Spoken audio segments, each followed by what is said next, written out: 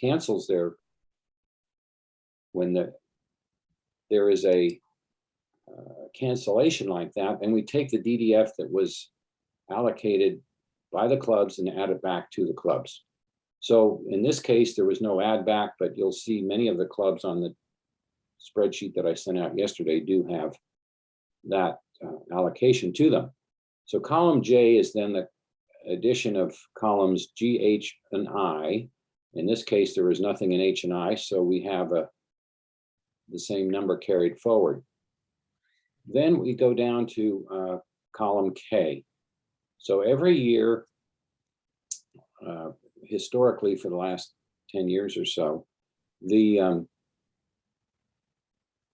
president-elects, when they get together at one of the pre-PETS meetings with the governor-elect, have agreed to allocate funds out of the DDF to a global scholar.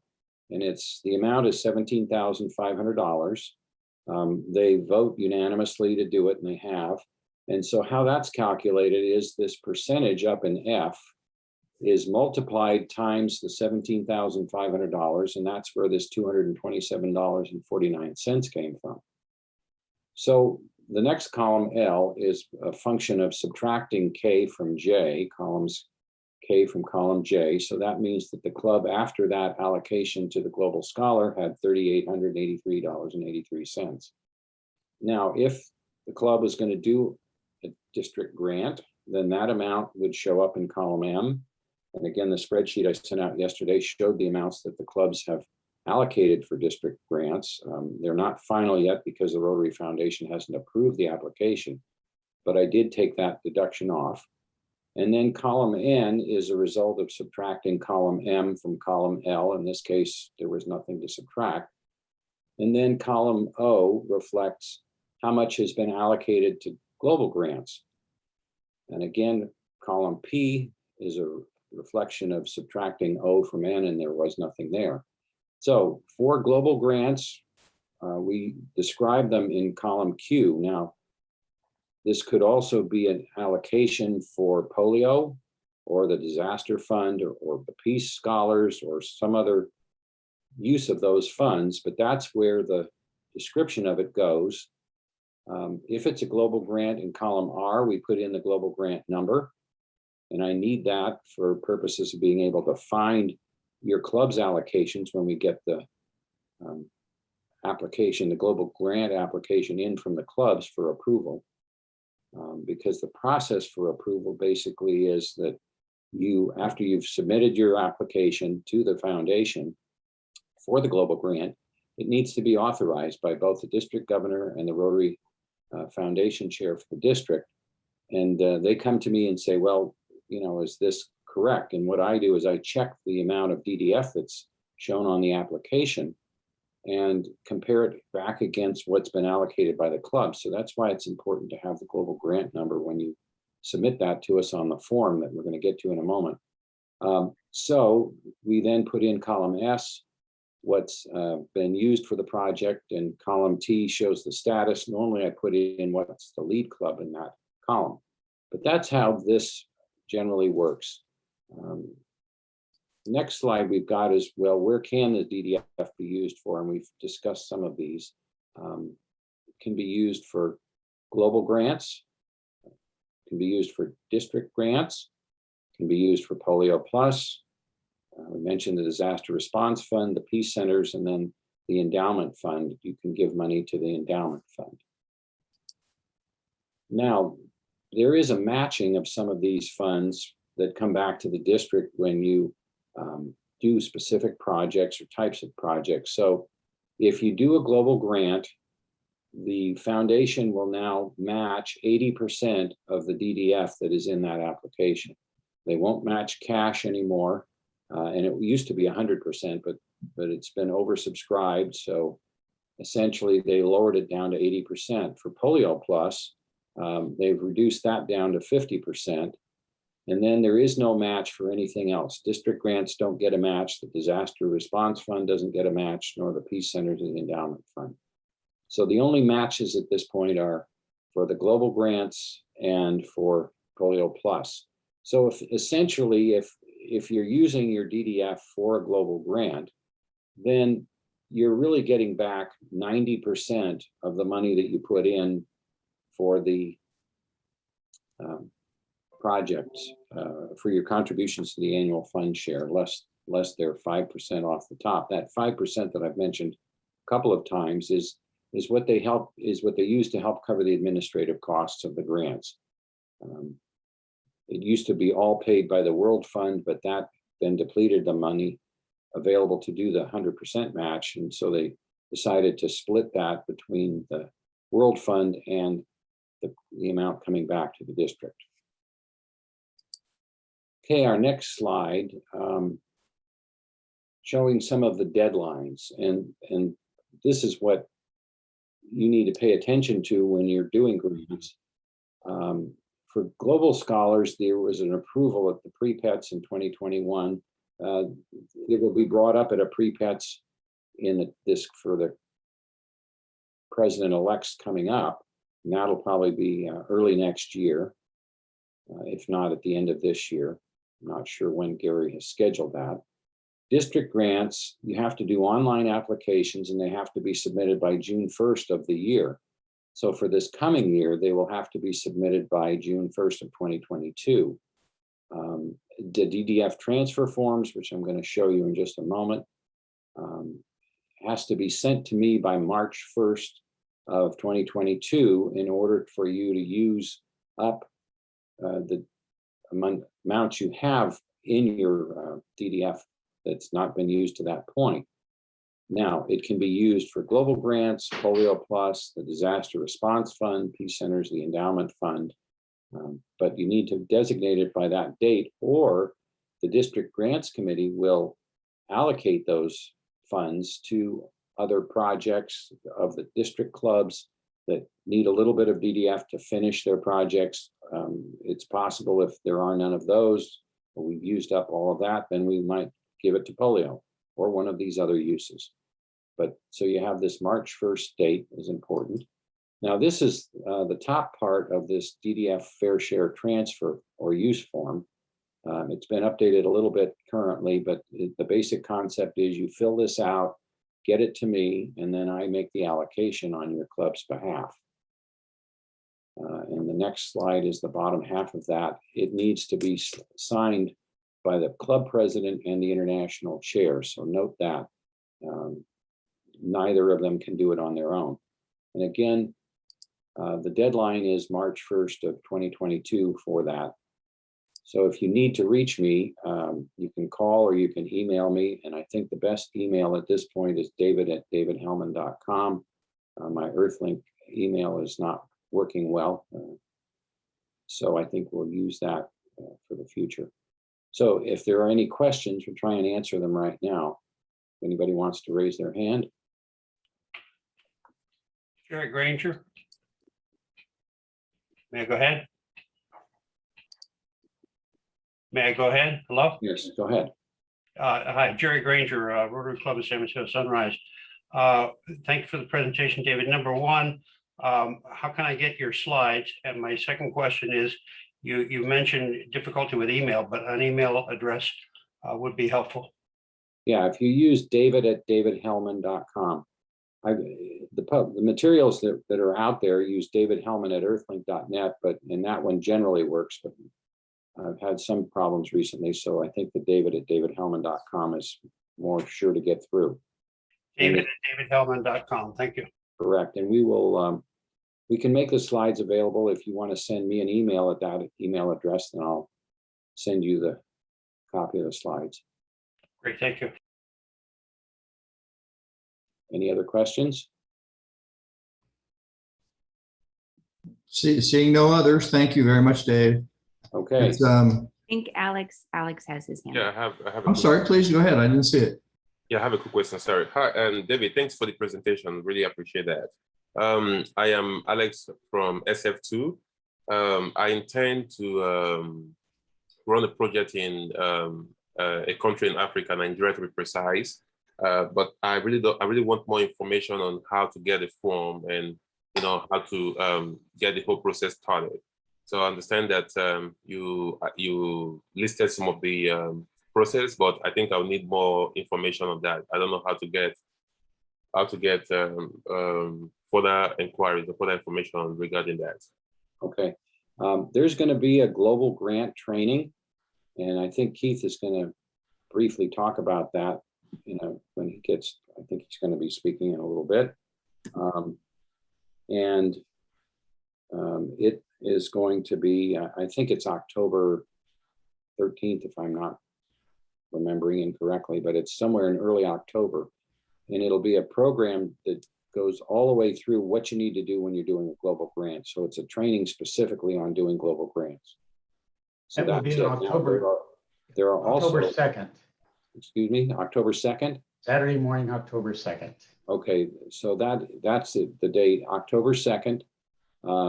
There are also our district policies are set forth up in our Rotary5150.org website. There's material there. There's also a lot of material on the Rotary Foundation website. And so those are things that are available to you, but reach out to Keith or somebody on the technical cadre, and they will help you get that done. Who is that for the technical cadre? Right. There's a group, and Keith's going to mention that when he speaks in a few moments.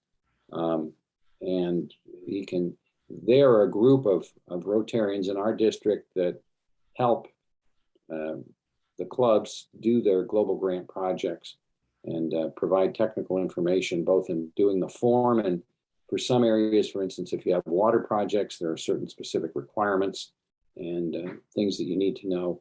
So that's what those are all about. And we'll get that shortly. Thank you. Right. Okay. David, thanks. And thanks for your presentation, and thanks for all the behind the scenes work you do.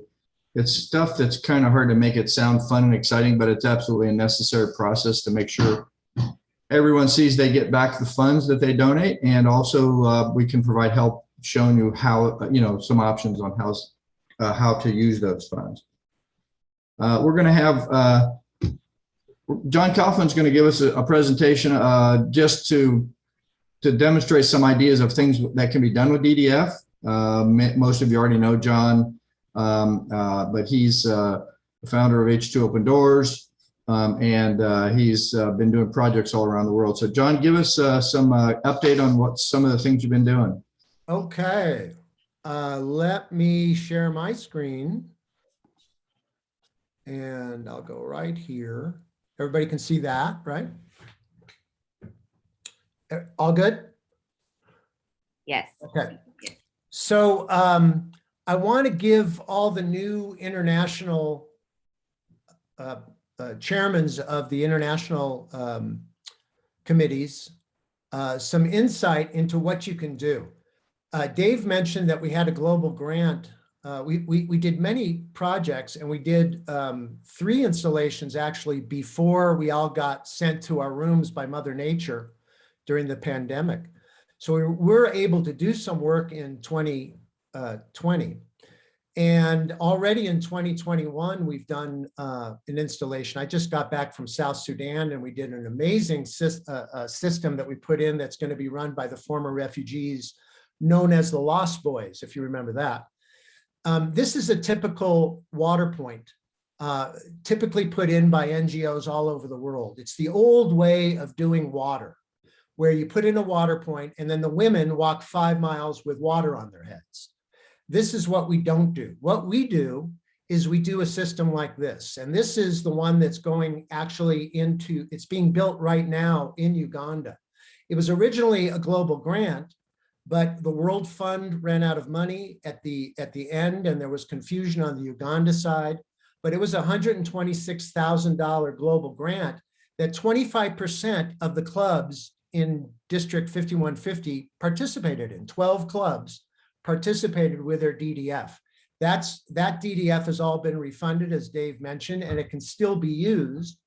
But this particular project is being done with investment money. So we just stepped in and did it because we had an obligation to the people at this village. But typically, a plant like this will produce 40,000 liters a day. It will put it into bottles, 5-gallon bottles, 20-liter bottles, and it'll establish an enterprise that the village can use, the village or an entrepreneur in that area can use to develop enough revenue to pay for all of their essential social services for the year, instead of giving Rotary punch lists of donation requests, right? So we're all about self-reliance. We're more about self-reliance than we are about water, frankly. Water is the means. This is one that we put in the Masai Mara a couple of years ago. The women run it. And this is what it looks like on the ground. We want women to be elevated into the middle class, if possible. And this is the brand of water that gets distributed in these kinds of bottles. And it's a different brand everywhere we go. Now in Uganda at Kaboja, I was there last week, and I got to tell you, we were looking at the site that we're going to be working and putting this system in. This is how they get their water now, and it's children and women all day and night long going to the stream to get water. Right next to that, like literally 20 feet from that, is our borehole. When I was there, I took this picture. It's literally 20 feet on the other side. And we're creating a 300-foot borehole to create that water plant that I showed you the picture of. And our equipment is now on site, clearing customs, well, not on site, but it's in Uganda, clearing customs. And we're bringing 32 Rotarians and friends. There's a couple people coming with us that are on this call. And we're going to Uganda to put in the final touches for this major water plant. This is us meeting with Davis and Shurtleff, who's our contractors, about the final details for that. Another installation is where we put the equipment into a building, a prefabricated building. This is what we did in South Sudan last week. This is the inside of the building. And these buildings then go into a container. So we had shipped a container to Juba, South Sudan. And these containers get moved around all over the place. But when you put it into a container, you can ship it by sea all over the world. So that's what we did. And this is the group of advisors. It's for 734 Water. This is the enterprise that the former refugees are running. And it is destined to become the official water of South Sudan. They get most of their water from the Nile River, and it's not filtered. So we create water that exceeds US EPA standards. We had a big launch. The woman in the middle is the health minister for South Sudan, and we had the water minister there. And this is the building that we pulled out of the container. This is the inside of the container, and the membranes in this particular case produce 40, this is one membrane. It produces 40,000 liters a day, but we can daisy chain the membranes, make it 80,000, 120,000 liters. So if you're searching for solutions, we have the technology that we're developing in coordination with a manufacturer in Colorado to create pretty much anything you want for an urban environment or a rural environment. As a matter of fact, when you take 5 membranes, you can see 5 membranes on the left, and we combine that with reverse osmosis, we can create a blended system which will take out all the arsenic and fluoride and other things that might be in the water, but we have a blended system that's less wasteful. And everything is now being connected through IoT. IoT is Internet of Things. So we now can produce all of the information pushed up to the cloud and then down into a portal that tells us the gauge readings. It tells us the electrical voltage and amperage, but most importantly, if you're trying to do an enterprise, it gives you a pulse reading of all the liters being processed, which allows us now, for the first time, to reconcile water processed with amount of money collected. This is very important. And so we have the technology for you to really up your game in international projects. And so thank you for putting up with me. And I hope that we'll see some amazing projects going forward in 2022. John, may we have your contact information, please? Absolutely. I'll put it into chat.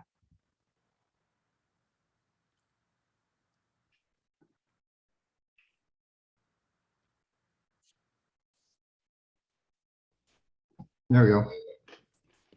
Yeah, so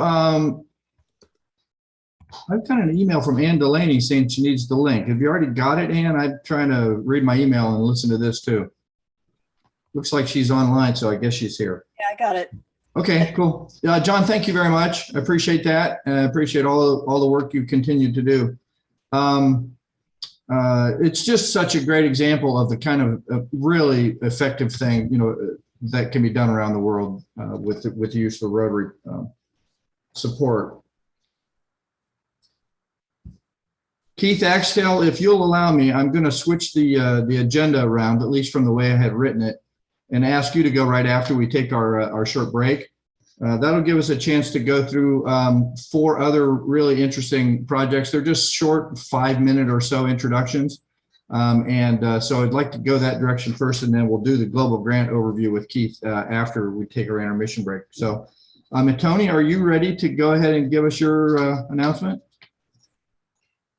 Yes, I am. Hi, everybody. It's so good to see everyone. And I do wish that we could be in person because it's been a while since I've seen everyone.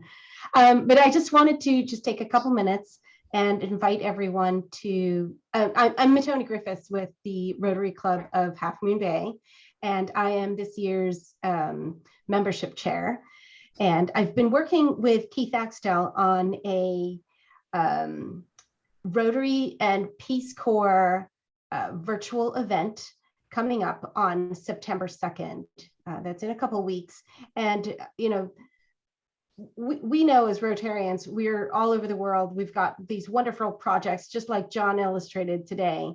And the Peace Corps, as you know, is also all over the world. And they're actually hands-on in country working with locals on many different projects. I mean, what a better, there's no better connection between Rotary and the Peace Corps to get things done around the world.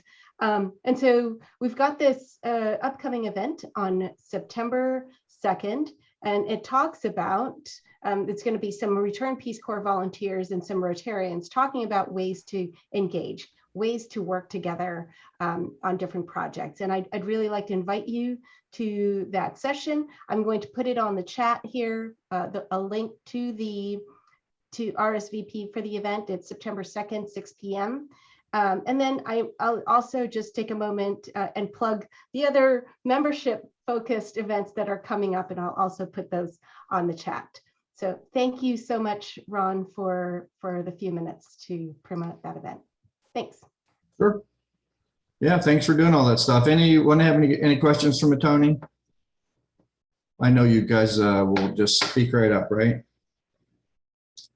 Chris Gallagher, there's some question about your slides. I'm not sure what it is Mark's asking. Do you have some slides that go along with your presentation? Yeah, and I sent them to you yesterday, but I guess you didn't get them. Because I do these, I can't do Zoom on my government computer. All right. It doesn't allow me to do Zoom, so I have to do Zoom on my iPad. So I sent them to you, but I'm up earlier than I anticipated, so I'm trying to find them. Yeah, well, that's why I asked. Now we'll just skip you for now. See if you can do that. If you can. Okay. I don't see you in my email inbox, but if you can either send them to me again or send them to Mark. I'm trying. Maybe he can cue that up. I'm trying. Okay. But I thought I wasn't on until 10 after 10. So I have a habit of just not looking at my email some days. That's the only way I I'm looking survive. at your agenda. And on your agenda, you said I'm not up till 10:05. No, I know, but I mean, if you sent me stuff yesterday, I may have never seen it anyway. So okay, well, it's in your email. Okay. So Holly Axtell, skip me. We'll come back to you. Holly's going to talk to us a little bit about, I think, Rotary International Project Fairs. Yes, particularly if I can get my Zoom kitty to move out of the way here. There we go.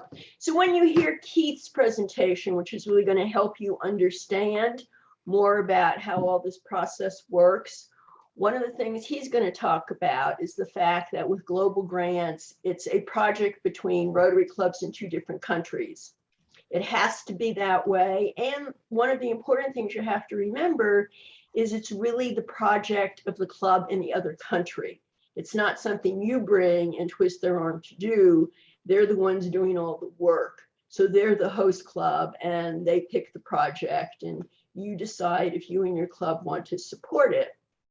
And this year, there's going to be a great opportunity for all of our clubs to look for clubs in other countries and good projects, because due to what's been referred to here before, our having all been sent home, that the project fairs are going to be online. A project fair is when a club in another country brings their project in one of the 7 areas of focus and says they want an international partner. You're the international partner. So this year, much though it's a lot of fun to go to other countries and tour around, you are going to be able to save the price of the plane ticket and the hotel, because you'll be able to sign in and register and attend their project fair from the comfort of your own home.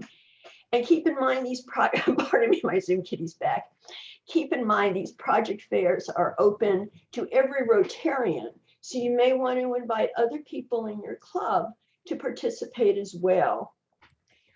So far, listed at Rotary.org, we see 5, I've got a little hope with the Zoom kitty here, thank you.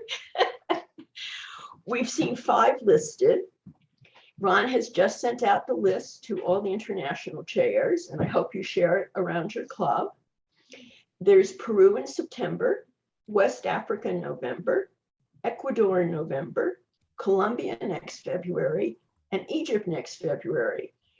As far as I can tell, there's probably no registration fee. If there is one, it'll be minor, but I doubt that most of them won't have any. You just sign up. You do have to register. Some of them are already open for registration. As we learn more, Ron or a member of his committee will send that out to the international chairs and you can share it with your club. So keep in mind, this is an absolutely wonderful way to learn about projects in other countries and an opportunity we're not going to have other years, because you can do it this year online. Thank you, Ron.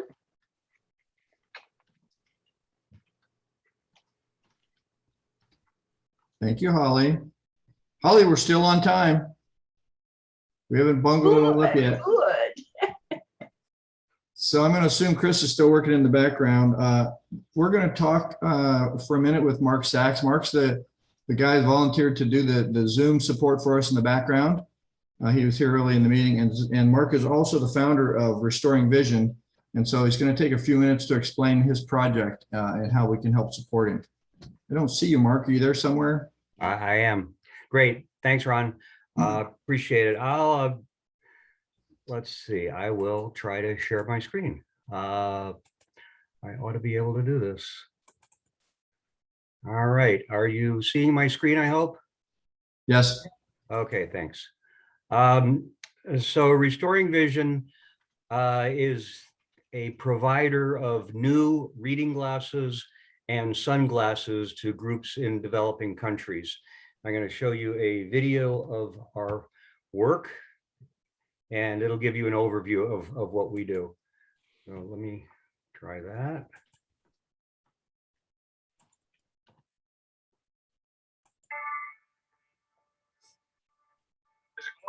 Is that working? A little Yes. bit. Stop and go. Yeah, it looks like it's working. Sorry. It's working, I think. Okay. It's Good. choppy, Mark. It's a All little right. choppy. Good. Good. 7 people are afflicted with this. And very few people recognize in the developed world that this problem even exists. This problem is preventing people from working, providing income for their families, as well as quality of life and self-esteem. So it's a huge problem, but it's a very simple solution. Just a simple pair of reading glasses. We have one goal, which is to put as many glasses on faces as we can. We distribute them through over 2,300 partners in more than 130 countries. Our partners are the ones that do the hard work. They're the ones in the field, putting these glasses on one at a time.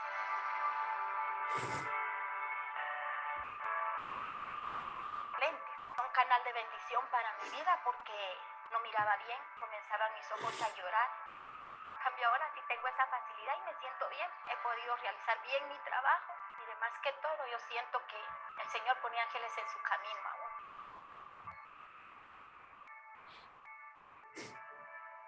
Estaba estudiando, pero me afectaba un poco la vista.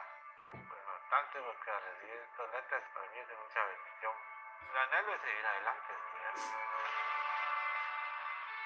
Distributing reading glasses to those in need in the developing world have certain obvious benefits. They can go to work again, they can thread a needle, they can weave a basket. But there's also the quality of life side to it, which enables them to become contributing members of their society again. And the self-esteem that comes with that. I think that that is equally important to the income that they're able to generate, as well as the lives they'll be able to live.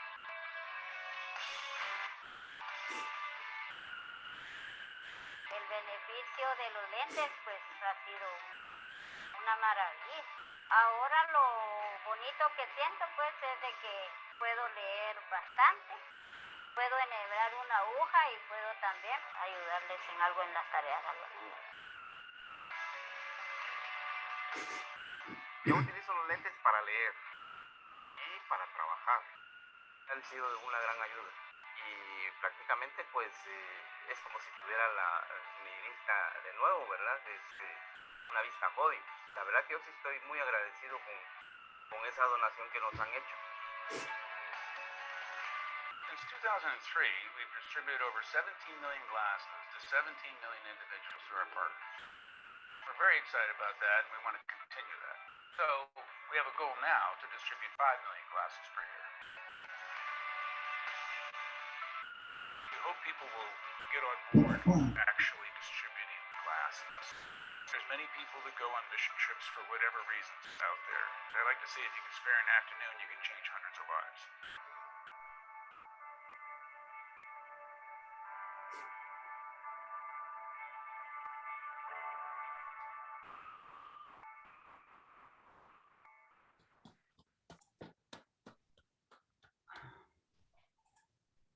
Excuse me.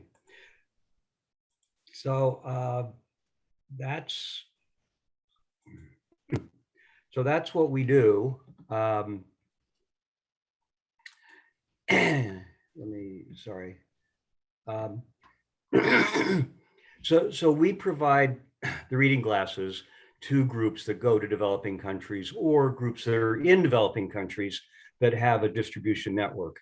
And worldwide, you know, there are amazing 2.5 billion people who need, we're visually impaired, and half of them just need reading glasses. So reading glasses are a need that happened to everybody. About the age of 45, we start losing the ability to focus close up. If you're in a developing country and you make your living with your hands, that can really make a difference in your ability to provide for your family. So as we saw in the video, reading glasses transform lives. People that used to, the crazy thing is it's something they used to be able to do, then they lost the ability, and you put reading glasses on them and they get it right back. So they used to be able to read, they used to be able to thread needles, they lost that ability, they put the glasses on, and it's almost like a miracle. So we find partners and short-term mission groups. I wish we could do it for free. We're trying to get grants so that we can, but it's just 50 cents a pair.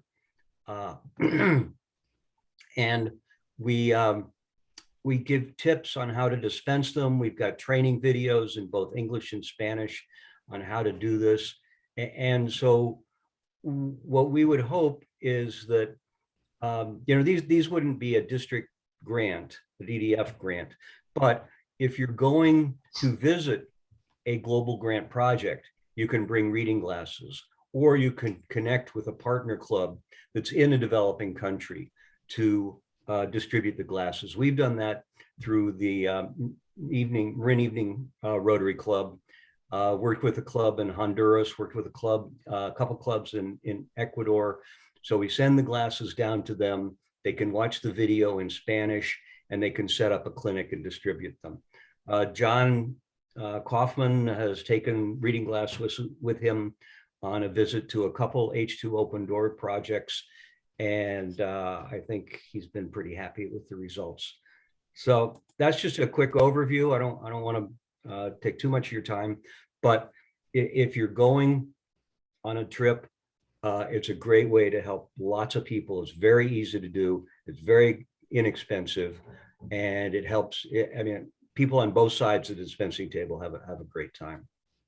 I'd like to just add one quick endorsement here. Rhonda Pierce, who's on the call, headed up Team Eyeglass when we went to Guatemala, and we distributed 532 glasses. And then I bought another 1,000 that I put in the crate with the equipment that just landed in Uganda. So we're going to do 1,000 there. And it's one of those experiences that just adds so much dimension to international work, because you're knee to knee with a person, you know, and you're fitting them with eyeglasses, and it ends up in a hug and sometimes tears. It's the most emotionally fulfilling project that could be part of another project, like Mark says. And so we're committed that every single expedition we do, we're going to have this element involved in it. So thanks, Mark, for everything that you do. Thanks, John. Appreciate the support. And Mark, your contact information will be on the chat. Yes, it will. I'll send it right now. Thanks, Jerry. Thank you very much. Yeah, thanks, Mark, and thanks for the endorsement, John. There were several of us in this meeting who were in Guatemala, and it was unbelievably emotional and bonding experience with the people there. Those of us that live in rich countries just can't even imagine the value of such a simple thing as eyeglasses. It really changed those people's lives. So I'm certainly a fan. John, those actually were from Restoring Vision. Those particular glasses were. I didn't really know at the time. You know what's interesting about here? This is the difference between Rotary. I'm sorry, I'm being cool. blabbermouth. The difference between Rotary. So we're in Guatemala. We're doing a clinic at I think it was the Squintler Ronda. I can't remember, but we had run out of some of the styles, and we went into what we were creating as a bottling room, and they used it as a storage room. And there was like milk powder there, and there was all this other stuff. And I noticed that there's 4 cases of Restoring Vision boxes, right? And they had been there for 2 years. The difference between Rotary and check writers that say, oh yeah, I want to send a bunch of reading glasses to a country, is we did the fittings, right? The glasses that we brought, we actually fitted people with it, person to person. We didn't just send some stuff over someplace. That's the difference between Rotary and every other NGO I can name off right now. And if I can say one thing, Ron, this is Cindy Sims with speaking as your district grants coordinator. DDF can be used to purchase the glasses. Oh, wow. Okay, so if you want more information about that, I'd be glad to follow up with you. Thank you. Thank you. Okay, I think we're good. Thanks. Yeah, thanks everybody for what we've done so far. It's the time that I had scheduled, a 10-minute intermission. So let's just go ahead and take that, and then I'll work with Mark and Chris behind the scenes and see if we can straighten out the slide thing. So 10 minutes, 10 a.m. We'll see you back. Mark, did you figure out how to cue some music up? Maybe not. Yeah, let me work on that. That's okay. It doesn't matter. Let's see if we got the slide thing figured out. Is Chris here still? I sent them. I've sent them to Mark. Okay. Yeah, I didn't receive any email from you yesterday, Chris. Anyway, so did you receive them, Mark?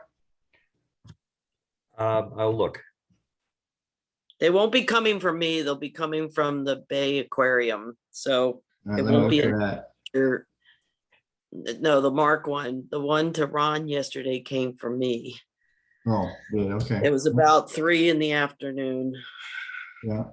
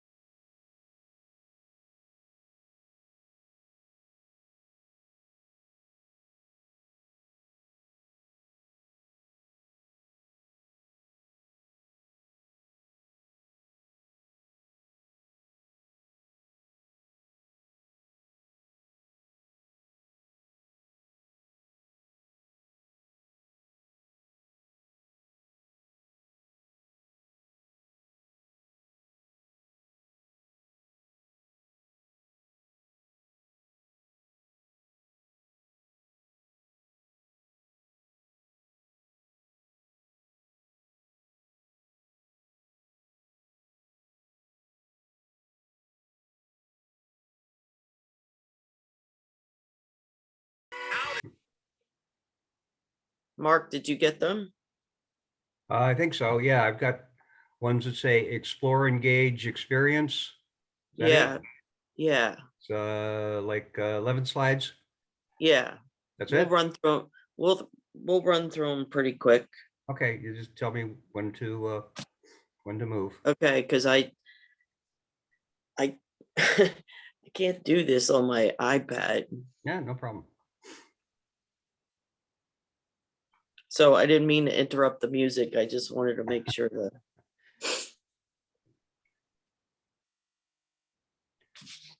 Trying to select some different songs here.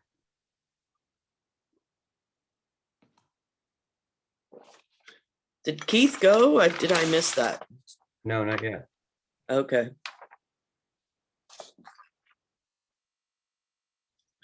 Ron skipping around, keeping us on our toes. Yeah, don't you hate that? You're an engineer. I work with lots of engineers, so I'm used to it. Should have been to my club meetings. They were a mess.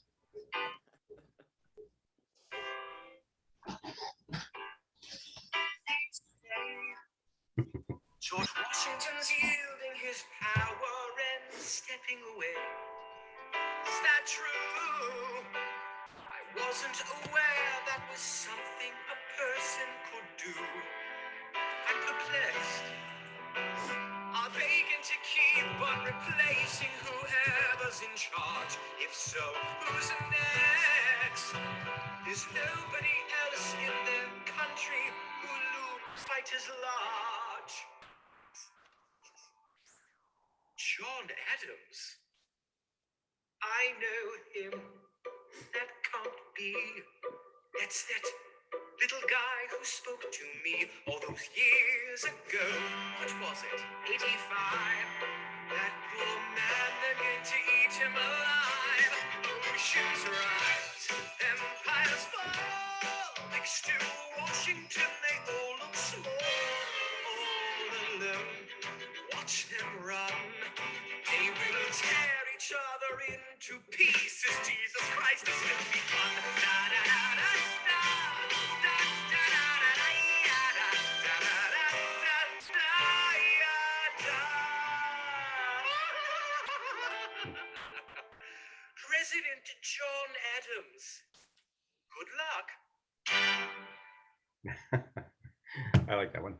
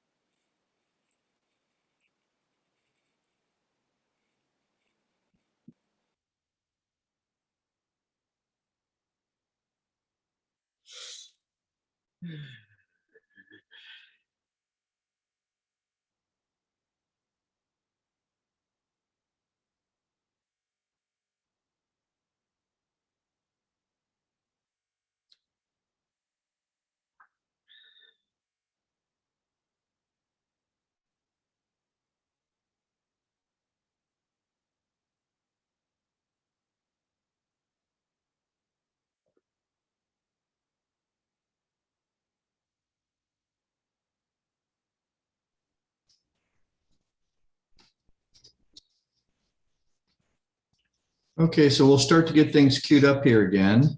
Chris, if yours is ready, we'll do yours first. And if it's not, we'll let you go after Keith. Well, my technical support, Mr. Sachs, says it's ready. So I'll let him bring it up. And then I was just going to say for everyone else. So Chris will go next. And then after that, Keith Axtell will give us an overview of the Global Grants Project. And then we'll finish up with some time for any questions that anybody has or any comments anybody has. So okay, go Chris. So in the spirit of full disclosure, so I think most of you know me, past District Governor Chris Gallagher. I was chair of this committee for the last 3 years and have handed it over to my successor, Ron. But I still am very passionate about international, so I want to stay involved. And in the spirit of full disclosure, I think most of you know I work at the Bay Model Visitor Center in Sausalito, and our nonprofit partner is the Aquarium of the Bay that is on Pier 39. In fact, when I was governor, we had our foundation event there. They have started a program called EcoXpeditions, going around the world and exploring different locations. You can go to the next slide, Mark. And what they do is they fully immerse themselves in whatever particular location they are. This is the Dwayne Budo, who is the director of the Academy. He is a marine biologist and director of the scientific research, and he picks different locations, and you go around and, like I said, fully immerse and study the local ecology, do some science work and things of that sort. They reached out to me knowing that I was involved in Rotary, and Rotary is worldwide, if this would be a program that Rotary would be interested in. As I told them, we'd like to do service in addition to having fun and seeing the local area. You can go to the next slide. And so I met with Ron and I met with John Kaufman to just kind of talk about, would this be something, given that Rotary is now engaged in the new area of focus of environment, that maybe we put together a program that is specific for Rotarians. It's kind of hard to see. They've done coral reef surveys, sea turtle, fish ponds, all kinds of different activities. This is one that they've done in Hawaii. Next slide. And so it would be a really specialized, very similar to what John Kaufman does, but with a little bit of different focus. And it'd be very, maybe 12 to 14 people. We would pick an area of the world that we would like to go to. They would specialize it for us. And we would, just totally immerse ourselves into that environment. And then, hopefully hook up with a local Rotary club and do some service work, as well as doing some scientific research. And it's not, just to go and do some, studying or tabulating something, but it's actually science, and it's going into, really helping the world look at these different environments or species around the world. I think the one great example that he had was about coral reef restoration. Much like when we go to do projects around the world and you donate money and there's a plaque put up and it says donated by the Rotary Club of Sausalito, you could actually have a plaque that says, for a coral reef, that says donated by the Rotary Club of Sausalito, and people could come back and always see that that coral reef growing and living. You can go to the next slide. So they've done several in Costa Rica. Talks about what they do, hands-on training. This one was dealing with sharks. You can get your, they do work with you to get your scuba diving certification. However, if you don't want to do scuba diving, they go to enough places where you could just snorkel. It's more than adequate. So you don't have to feel like you have to get scuba diving certification. You can just go and snorkel. But if that's something that you would want to do, they make that available. Next, I've put in my contact information in the chat.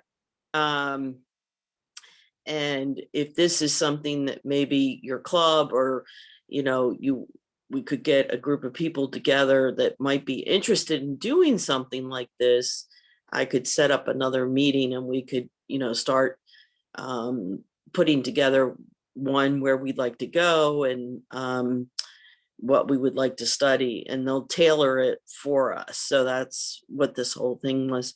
This was one that they did down in the Florida Keys, coral reef and then invasion of lionfish management, sea urchin relocation and things like that. And then Steve, you can go, or Mark, I'm sorry, not Steve. I'm getting all my people mixed up now. Mark, I don't know. This is one that did in Mexico, working with whale sharks.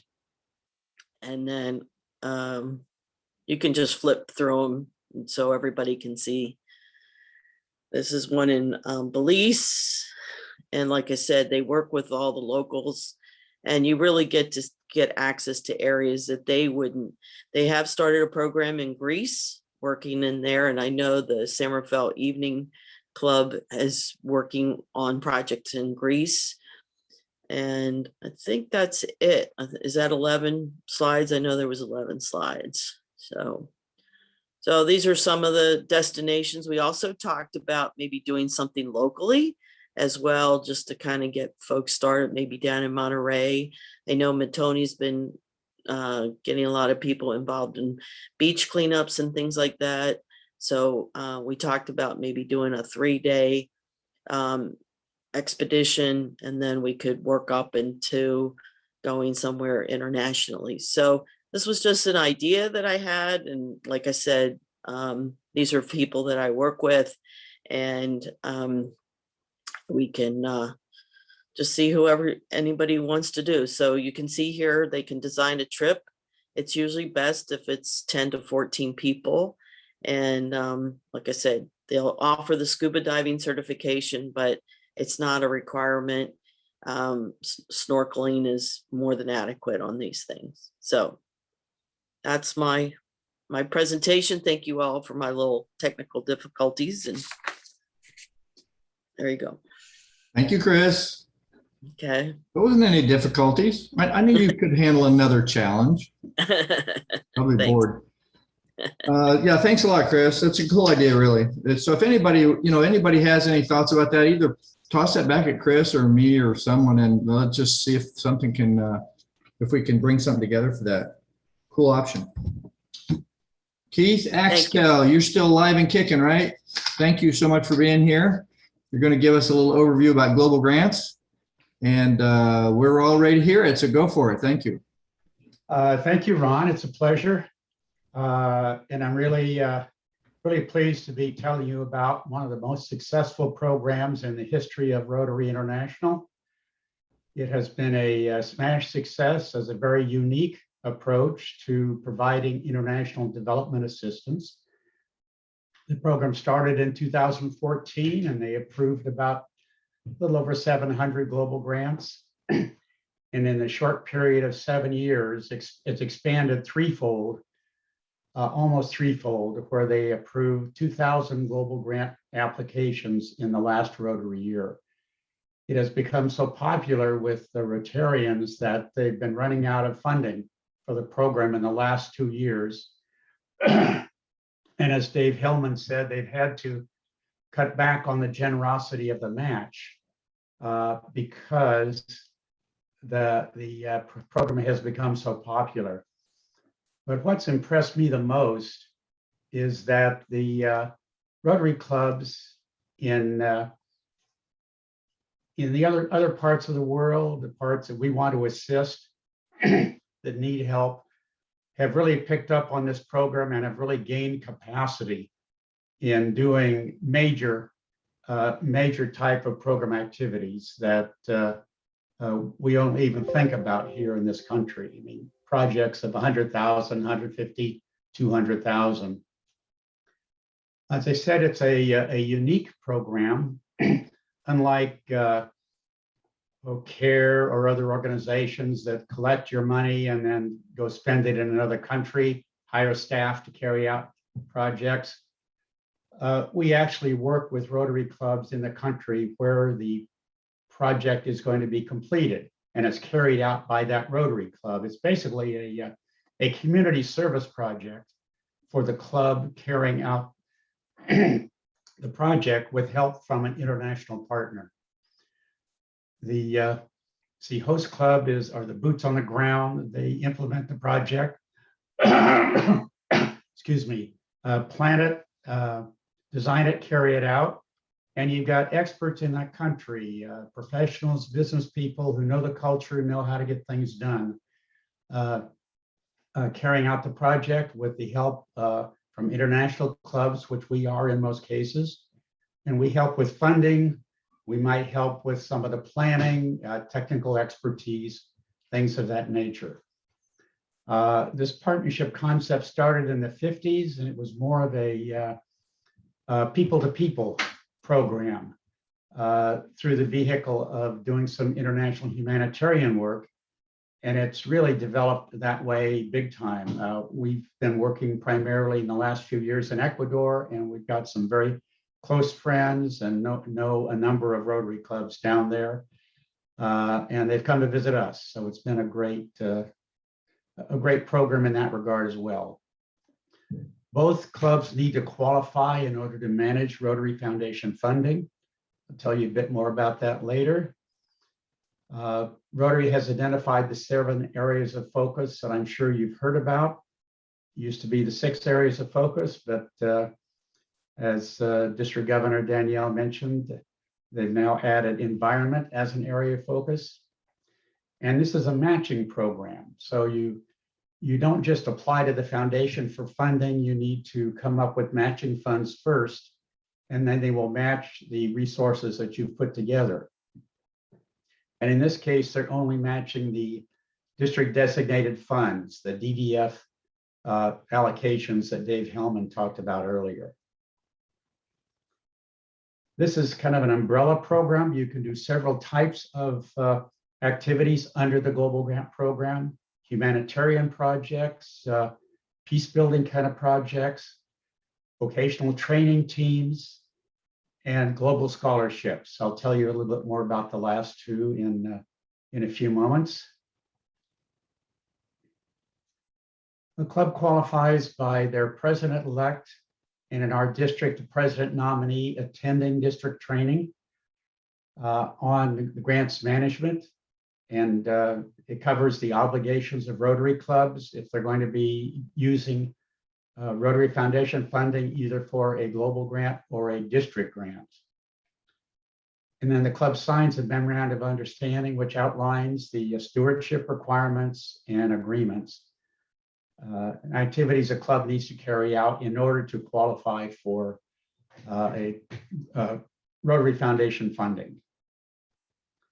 And I just want to note that both clubs need to meet these requirements. So if you're starting to work with a club in another country, you need to be sure that they have met their district's qualifications as well. The qualification is done by each Rotary district.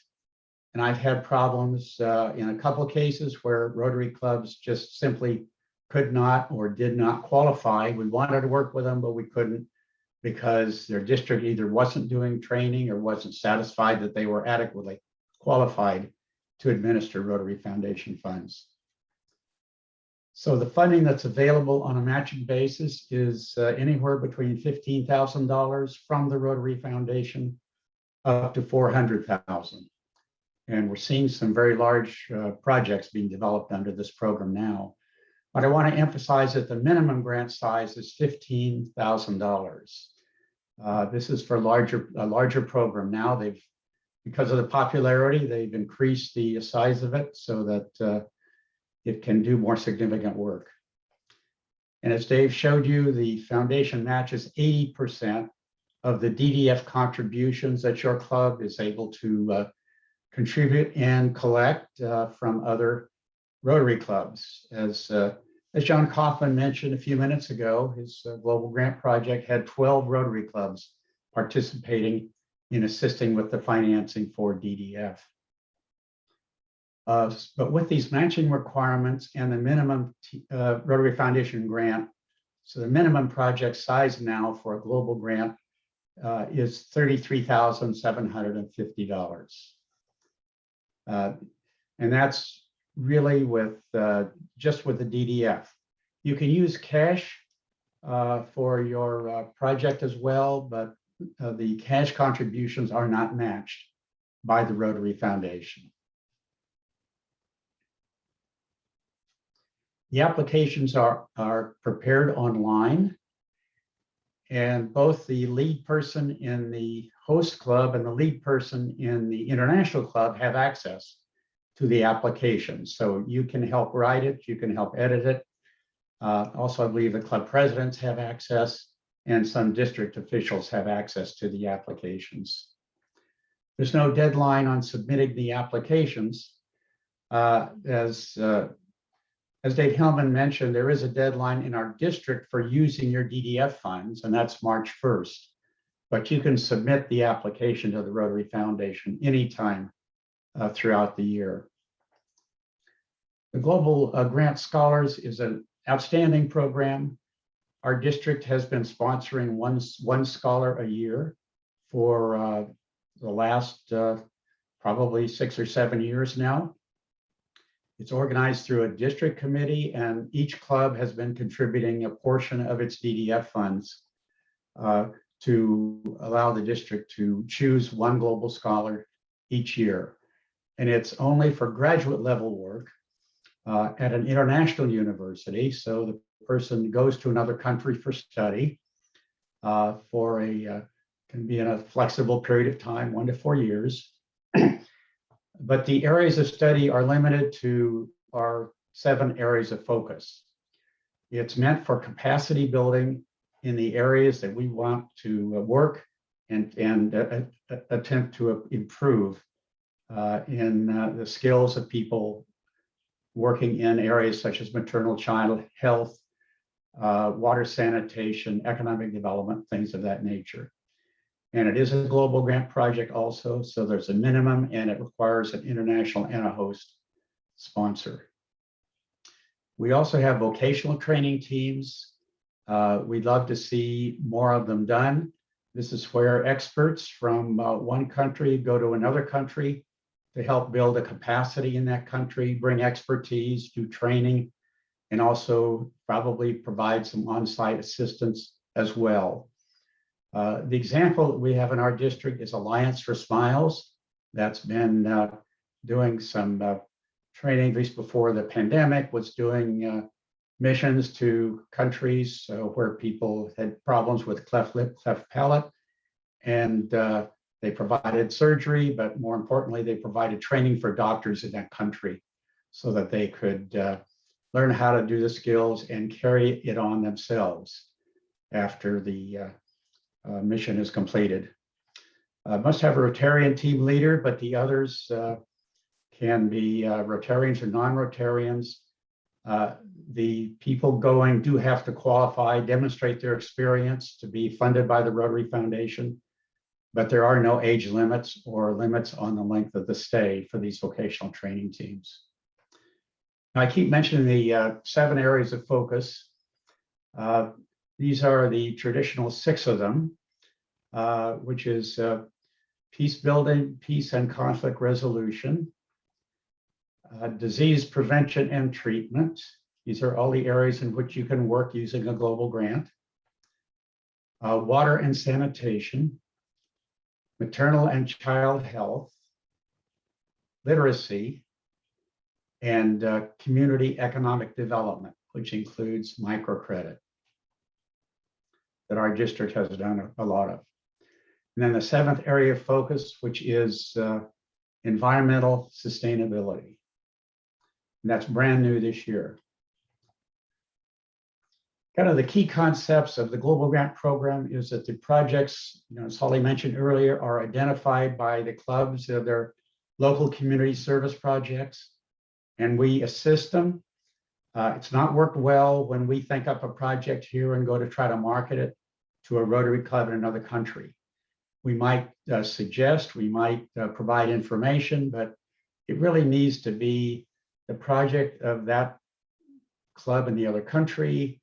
They need to have ownership in it because they're going to carry it out. And more importantly, as importantly, they need to do the reporting on it and provide proper stewardship. We also have, it's a program that really entails active participation of Rotarians. We can and we are encouraged actually to use other organizations as partners in helping to carry out our projects, because we can bring in more technical expertise that way, but Rotarians still need to be deeply involved in the planning and the implementation, monitoring, carrying out the projects. There's now a required community assessment for each project. They want to be sure that the project is something that the local community, hospital, whatever it might be, that will be the beneficiary of the project, actually wants it, will use it, and that it's culturally appropriate for the needs of that particular community. So this is a very important first step in conducting a global grant project. And the other important strengthening of the program when the global grant program was initiated was emphasizing sustainability. We found, worldwide in past years, almost half the water projects that were put in failed after a few years because they were not properly planned and properly set up for administration. So sustainability of our projects is now a critical element. And part of that is strengthening the local community's capacity so they can carry that work on after we're gone. There's some very good resources available for planning a global grant project. The Guide to Global Grants gives you an overview of the process and kind of what's entailed. Each area of focus has a policy statement that outlines what's eligible, but also what is not eligible within that area of focus. These are kind of general policy statements. And then and that gives you an idea of what can be done overall if you're just kind of browsing. Once you focus in on a particular area you'd like to work in, there's more detailed guidance called area focus guides that the foundation has produced. And they're looking at these more and more as the Bible of the things they want you to do in planning your project and preparing the application, so that you've addressed all the key issues to be sure your project is going to be successful. Things such as who owns the land where the water well is going to be drilled, this kind of thing. Things we wouldn't normally think of, but they found are important to success of these projects. And then there are also some resources on the Rotary Learning Center that you could look at. And as Dave mentioned, we do have training scheduled for Saturday, October 2nd. I hope you'll mark your calendars for that.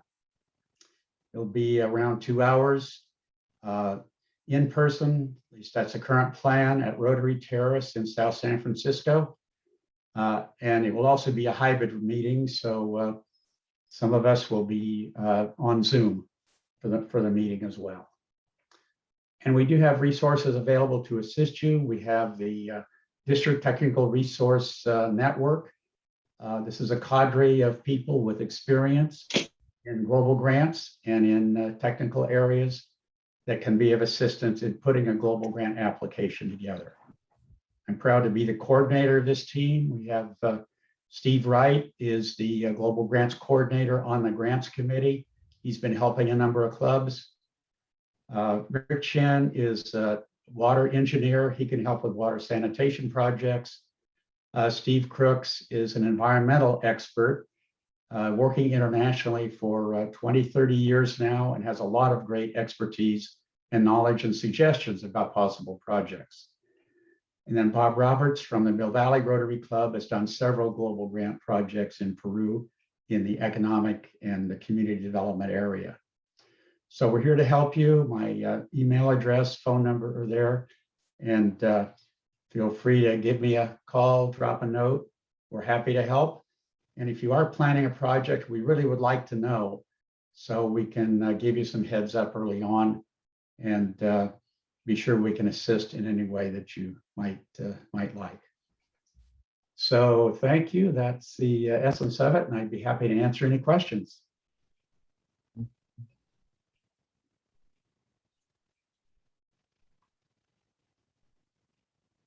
Christina Aquino has a question. Actually, I was applauding Mr. Keith Axtell. But I do have a question, actually. I'm going to make it as offline. Thank you. Sure. So Alex has a question? Yeah, so sorry, I'm in a car, so you might be hearing some noises, It's good. noise. Yeah, so I really want to thank the gentleman that just spoke right now. I really applaud his, you know, the training or his comment. Yeah, I'm very much interested in you know, going into that the water project in my country, Nigeria. I have personally done some, done one or two of them, but you know, I want to get into it full time. You know, real big. So I want to reach out to him and see how he can guide me and support me on how to go about, you know, the form application and, you know, get it approved and all of that. So if you can leave me or if you can leave his email or his information on the chat, that would help so I can reach out to him in person and request for all of those support that I will need. Okay. Thank you, Alex. Any other questions for Keith? I'd like to mention that Steve Ike is on the call. And I believe Steve may be working on a possible project in Nigeria as well. So, and in addition, one of the project fairs that will be coming up is for West Africa, which would cover possible projects in Nigeria. So just some suggestions. And Alex, I had my contact information up there. Let me put it up again. And I guess you're driving, so you probably can't write it down. But anyway, I'd be more than happy to help you and can kind of walk you through the process. Thank you, Keith. Thanks for all your decades of work on these global grant projects. I think probably started while I was still in high school, right? Well, we did start working in Ecuador in 2003. Oh, so close enough. Yeah, but it's been a great ride. Now our club has 11, Marin Evening Rotary Club now has 11 global grant projects we've done, and proud to have been able to do 3 of them in the last Rotary year. One of them a large COVID-19 project helping hospitals in Ecuador. And we really want to thank the clubs because we couldn't do them without the help of all the other clubs in our district that have been supporting these projects. I just want to interject one thing. Yeah, go ahead. We are so lucky to have Keith Axtell in our district. He has put together and has been so instrumental in putting together almost $1 million, or did we surpass $1 million now, Keith, in projects just from his club alone. So kudos to Keith. An incredible amount of work. Hey, Keith. Thank you so much. Cool. And Cheryl and Mark she would like to make some comments about some projects she's helping to coordinate. Cheryl? Hey everyone, I'm Sherilyn. I'm actually the community service chair for Rotary Club for Global Action, but I thought I would come and join your presentation today because, again, we're an global club, so our community service events are really international service events too. I wanted to just make an announcement that World Cleanup Day is coming up on September 18th. And in light of that, we are doing another global cleanup, which we've done 3 already this year. And we're inviting everyone to participate locally, wherever you are. So, get your clubs involved, your family and your friends to just go out and, pick up some trash. We are basically connecting all of these cleanups by using a Clean Swell app with the group name World Cleanup Day, keeping it nice and simple. So if you have any questions, I'll put my information in the chat, but I just wanted to let you guys know that World Cleanup Day is coming up. And, since we are, there's a lot of enthusiasm behind this newest area of focus, protecting the environment. So thank you so much. And I want to really thank the presenters for their presentations today. It was really informational and inspiring about the different projects that are coming up, especially John's. I'm a little biased because I'll be joining his project in Uganda. So it was really exciting and interesting to see his presentation. So thank you. Okay, thank you, Cheryl, and thank you everyone who attended. Thanks to the presenters. I know you had put together some stuff. Thank you so much for that. What was I going to say? Oh, I have a question about the chat. There's various things that happen in the chat during the meeting. Do those get recorded in some way that they can be sent back to the attendees? Does anyone know? Yeah, it's part of the recording that you're doing. It's a video. Yeah, it's in the video, but okay. I can save it separately also. Okay, well, you and I can speak separately about that, I guess. But Mark, what I'd like is to have it, the text, so we could email it to people if that's possible. So, okay, we'll chat about that.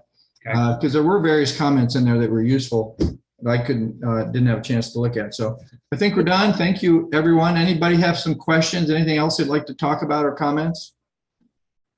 Christina Aquino.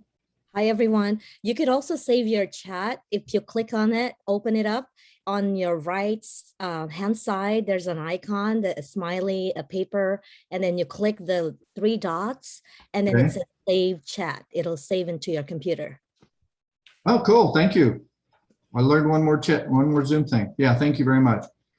Any other questions for anyone? Yes. Hi, it's Ann Delaney. Yeah. And I just put a message in the chat about a small project that our club is becoming involved in. It's somewhat similar to Project Amigo, if people here are familiar with that, in that we'll be supporting 15 students with scholarships and leadership training in an indigenous community in Guatemala. And this is starting a project similar to Project Amigo. I've put my contact information there. We are hoping to be able to visit that village in the beginning of 2022. And we are welcoming participation of other clubs. Our first fundraiser is going to be a poker tournament on October 17th, and the proceeds from that will go to supporting this Young Leaders program. So if you like to play poker, it's going to be a fun evening, and just get in contact with me. I'll be happy to send you the information for that. Cool. I have a question for Ann Delaney. Is that a global grant project or is just your club project? It is not a global grant project right now because we're partnering with, it's called Conahel and the Altogether Foundation, and they are not ready. They told us that they're not ready to make the global grant commitment. So right now, this is our club project. Okay, thank you for sharing. Thank you. Mm-hmm. Okay, well, I guess we'll say we're officially at an end. I'll just leave the Zoom session open if anybody needs to chat with each other. And hopefully we'll be live next time. See you then. I have another technical question, please. Yeah, go ahead. Saving chat. I've saved the chat. How do I find it again? Can somebody help me? It's hidden on your computer somewhere. That's a good question. It's under your Zoom file. It's in your Zoom file. So search for Zoom. I believe it's there. Was this I've the- also saved it and I'll send it to Ron. He can send it out to everybody. Yeah, so there's a Zoom subdirectory created on your computer somewhere. All right. You can actually see it on your files too. You can see it where? On his document files. Oh, under, it's saved in docs, okay. I'll have a look. Thank you. Yep, she's right. That's where it is on my computer. Okay, cool. Okay, well, hopefully we can, now that we know and understand how to use Zoom, hopefully we can quit using it pretty soon. See you all later. Thanks for coming. Hi, Keith. Great job. Thank you. Hello, everybody. Hi, Deidre. Hi. Christina, you're a little introverted. I am. Hi, Ron. Hi. Everyone. Great to see everybody. Yes, I'm here.